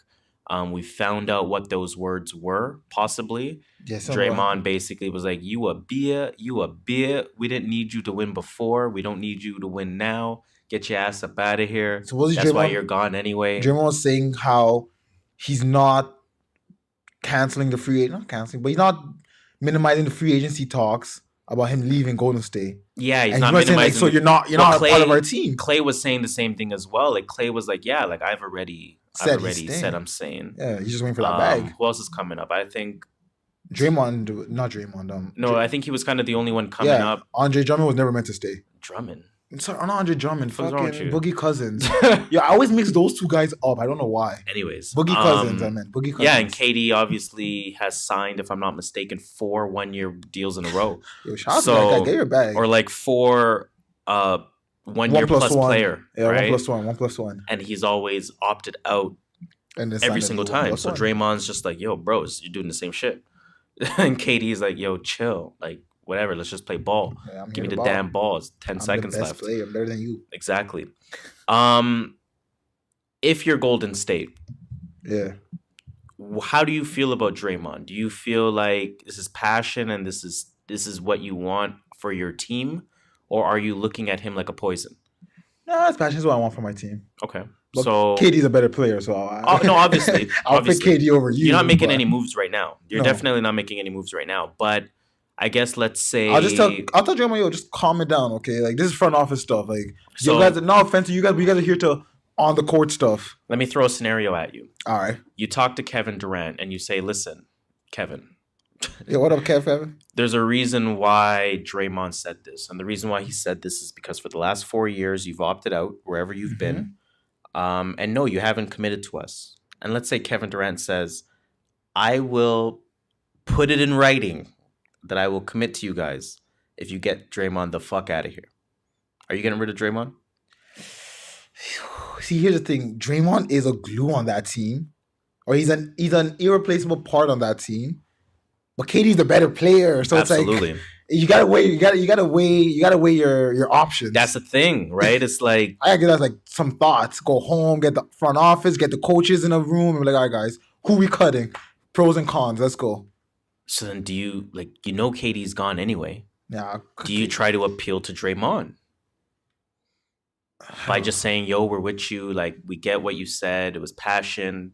Don't worry. I ain't mad at you. Because they basically put him on timeout for a game. Yeah, they did. They suspended him. Isn't that cost him 120 racks. That's picking KD's side. That's picking KD's side, no? In my opinion. So it cost him 120 racks. Draymond is now appealing that. He wants his money. You know what I'm saying? So it's like, is that creating tension with your organization? Are you now being looked at as a poison?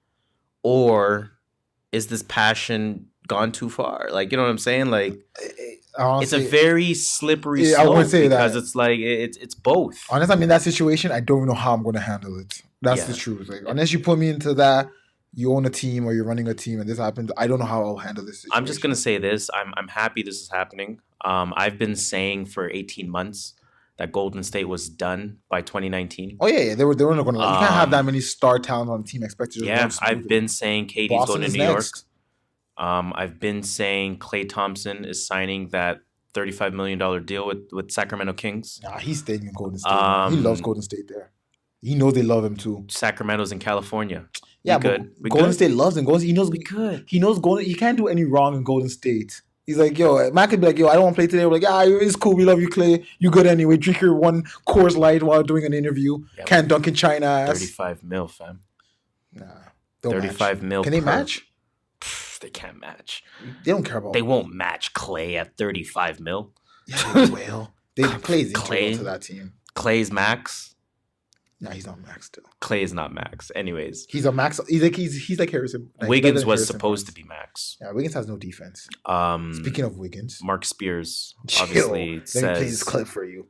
Jeff, I don't know that anybody in the West is shaking in their boots. If perhaps Wiggins would have grew up in the States instead of Canada, maybe be a lot tougher. Oh boy! Wow. I just think he. Oh boy! Wow. Yo, who's that? Rachel Nichols? I don't know who that was. But shout out to her, man, because she was defending. Yeah, it was Rachel Nichols. She was defending. She's like, "Oh wow, what are you trying? Oh wow, wow. First of all, whoa, buddy, whoa, what are you trying to say there? What type of generalization is that? I mean, to be fair, that was the mind state 10 years ago. Man. It's kind of like it's like me saying because someone grew up in London, he's softer than someone. It's kind of like people that still use non-politically correct terms today.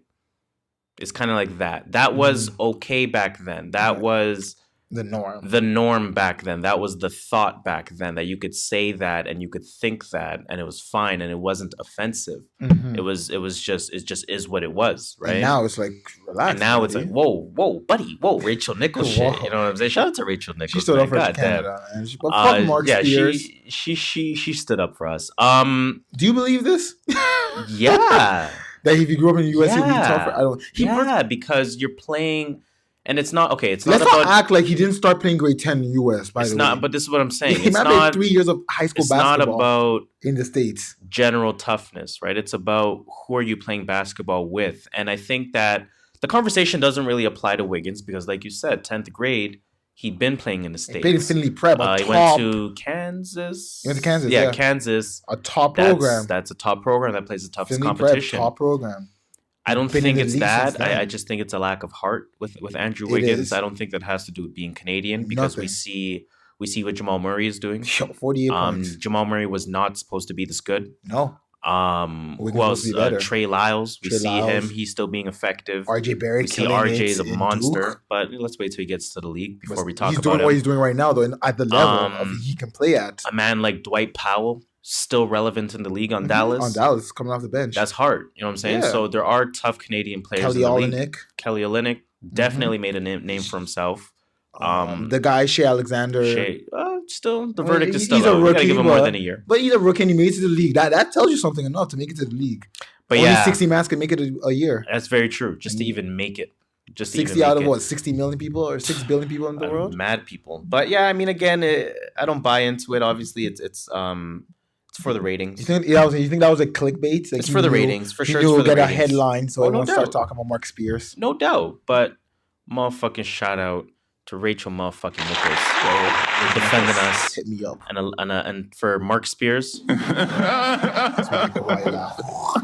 Kawhi can't close out a game.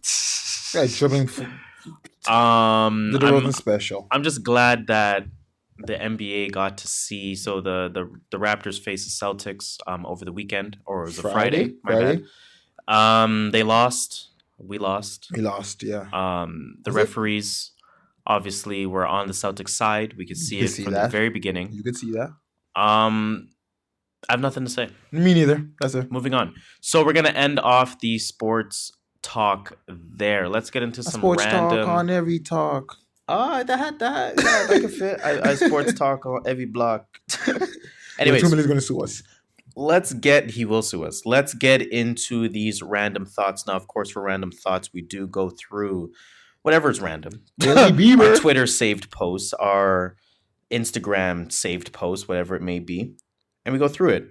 What up? Hailey Bieber. Hailey Bieber. So our king, Justin Bieber, of course, Prince of Canada, got married not too long ago to Hailey Baldwin. That's Alec Baldwin's daughter, niece, something. Somewhere in the Baldwin family. Somewhere in the family. And she changed her name. Shout out. She changed her Instagram name. Oh, that's official. You're right. That's more official than the marriage document nowadays. Yeah. Changing your Instagram. Did you see that new JID record, Off D's with J. Cole? I gotta listen to that again. I didn't feel it the first time. I think I was in the right headspace. Originally wanted Kendrick on the track. Damn, couldn't afford it? No, Kendrick was just scheduling. It was a scheduling thing. But that would have been interesting to hear both of their flows. I do want to get this out the way. I forgot to mention it at the top of the show. Rest in peace, of course, Kim Porter. Oh yeah, that is Diddy's ex, mother of his kids, baby moms. Passes away, 47 years of age. Was a heart attack? I think a cardiac arrest. Yeah, that's something crazy, like man. that. So young. I'm just gonna move on because I have no words for that. I have a positive note. Jaden Smith admits Tyler, the creator, is his boyfriend. Whatever. Clickbait next. It is real. Did you hear the clip? The man said, "Yo, Tyler, you're my boyfriend," and they went on Twitter and they had a conversation about it. Man, I bet they're both selling an album. Jaden's coming out with an album next month, or did it already drop? No, it didn't drop yet. And Tyler definitely has something up his sleeves. He just came out with that. I know the Grinch thing just came out, but come on now. Anyways, the Draymond exact quote was, "You're a beer, and you already know you're a beer. We don't need you. We won without you. Leave. Goddamn. Leave, Negro." Did you see Designer wilding out on Charlemagne and DJ Envy? Nah, what do you do? He said we got some words for him, man. You and Envy, I will slap the shit out y'all.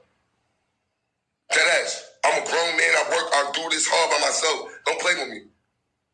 I'm doing something good for change. I'm changing the world. I'm doing this shit. Y'all niggas thinking I can't, y'all making fun of my voice. Like, bro, I will beat the shit out of both of y'all. Charlemagne, you won't come back up here without none of your North Carolina niggas. And Envy, guaranteed, bro. I see you, bro. You got a nice little family, bro.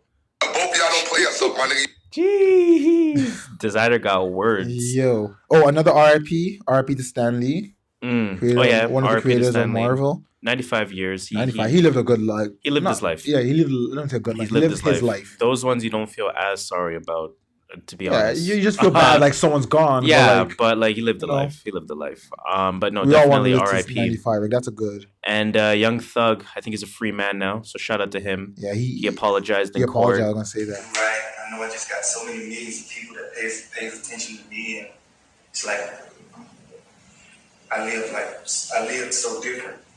Not blaming it on that, but it's like these last 6 days is like. That's how you know you're a G, bro. The man said, "I live different." I'm not blaming it on that, but so he's telling the judge, "I'm gonna keep doing this." Just let you know. But I'm sorry right now. Yo, I have one last one. The Weeknd. I don't know if you want The Weeknd like that, but he said he's dropping an album called Chapter 6. I heard about that. Yeah, I think. Don't know when, don't know where, but yeah, that's it. Yeah, so I think that's all I got for random thoughts, sir. Me too. Yeah, so let's get off the random thoughts at that point. Let's get into that CCS. That is your crazy Canadian shit of the week.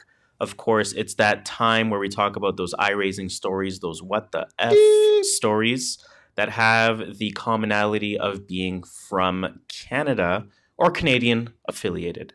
You had one. Yes, actually, I actually like this one. The new $10 bill featuring. Why are you yelling? I don't know why I'm yelling, man. Because I'm hype about this. The new Canadian $10 bill featuring Viola Desmond. Viola Davis is the lady from How to Get Away with Murder. Goes into circulation next week, aka this week. For those who don't know who Viola Desmond is, she was, and not to diminish Rosa Parks, what Rosa Parks done. Okay. But this is just a good comparison. She did what Rosa Parks did 10 years before Rosa Parks did in Nova Scotia. Mm-hmm. What happened was she wasn't allowed to buy seats for a theater, the floor seats. The guy would not give her the white attendant would not sell her tickets. Like, you got to sit on the balcony. We don't want no blacks on the floor. Mm. And she said, okay, give me the balcony seats.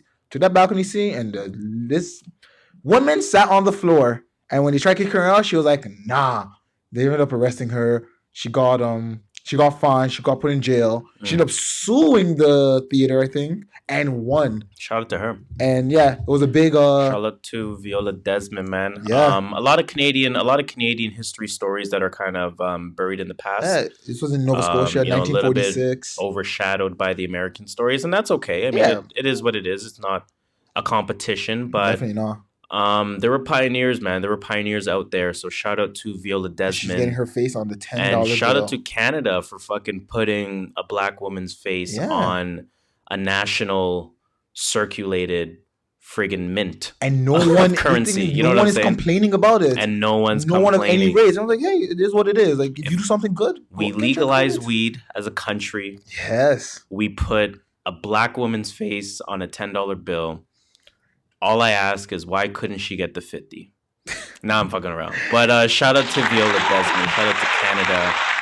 Progressive shit, man. I'm with it. Yeah, I'm definitely with it. I love it. What's your CCS? I got a CCS, man. This is a weird one. Uh-oh. So, you know how we have our highways, and you know how our highways are kind of trash and need maintenance every year, right?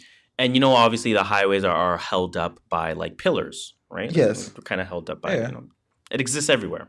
Anywhere you see a highway, they're held up by pillars of some sort, right? You see, when you go under a bridge, what do you think's holding the bridge up? There is a man. His name is Daniel Rothstein. Rothstein? Oh, he's definitely says Jewish. A lot about his name. Wow. No, his Stein is like his Jewish like last name. Like. Okay, I thought it was just nasty. He says the pillars that are no longer being used because the highway has since either gotten a new pillar or something more. They start using more suspended bridges. Exactly, something better. Like we don't need these old ass pillars anymore. They have longer rebars, which they can use to something. Anyway, Daniel Rothstein says these pillars are one of Toronto's best unintentional art projects. Daniel Rothstein is fighting to support pillars that no longer have anything to support. There's a few of them near Union Station. And he said it's like Toronto's modern Stonehenge. He's tripping. He's bugging. Yo, this is some like unnecessary hipster white. No. Definitely. Some unnecessary hipster stuff. Like only like certain people care about this stuff. Like somewhere like you gotta have very little in life to worry about. This. I didn't even know these existed. Yeah. So he says that like they have historical value. And they're like unique artifacts in Toronto's history. 50 years, that ish is going to crumble. Yeah. You know what, man? I'm off of this. Oh, shout out to, what's his name? Daniel Rothstein? Daniel Rothstein. Oh, okay. I don't know if he's actually Jewish. Nice he's spelling of his name. Either way, shout out to you for caring about something. Shout out to you for caring about something. But you know what, my man? Put that time to something a little bit more, How about you donate instead? Useful. Okay? Like, go care about... Fucking donate. Other stuff. That, buddy? Anyways, man. Anyways. I think... that is going to be our cue. Incredible Hulk music is coming. It's playing. It is what it is. It's the live band. We don't need a soundbite for this one. Live band. You know what I'm saying? That's a good one. That being said, of course, that will bring us to the unfortunate end of another episode of the True North Views podcast. Now, of course, like I said, please follow us on all socials at True North Views. And more importantly, continue that conversation by telling a friend to tell a friend to tell a friend to tell a friend to tell a friend to tell a friend. You know what I'm saying? 6 degrees of separation. Social experiment. It's going well so far. Been good. Let's see if we can complete that social experiment. So keep it going. Keep it going. You know what I'm saying? Now, as usual, I go by the name of Harris. Skirt Master JustShola here. I guess you just got to tell them the number one rule. Yo, watch out for the wastemans in the cold. God damn. And rule number 2. No more first of alls. And rule number 3. We don't fact check, but sometimes we do. We do sometimes. But that's in the fine print. Sometimes we do. We say when we do. We say when we're breaking a rule. We do. You know what I'm saying? So it's still a rule. But rules are meant to be broken sometimes. But we'll say when we break it. Yeah. You know we don't fact check, but we got to check. We got to give you guys some real information sometimes. I'm not trying to mislead y'all. Anyways, it's Brick City. It's snowstorming everywhere. Get your gooses out. Get your goose out. Get your moose knuckles out. Or if you're a real ass motherfucker, Get your shit out, man. Just get your jacket out because no name brand jackets don't mean shit. No, actually, the goose is pretty nice. I'm not even gonna lie. Fuck that. The goose is pretty nice. Like, you can wear a t-shirt under a goose and you'll be sweating. I'd rather wear a sweater and a regular jacket. You know what I'm saying? Anyways, your own. True North Views podcast is episode 30. It's actually 20. 30. No, I'm joking. It's 30. As you hear how long I echoed that one? I was waiting for you to stop. Like, when you guys want to stop? Look at this man, like 30, 30, 30, 30, 30, 30, 30, 30, 30, 30, 30, 30, 30, 30, 30.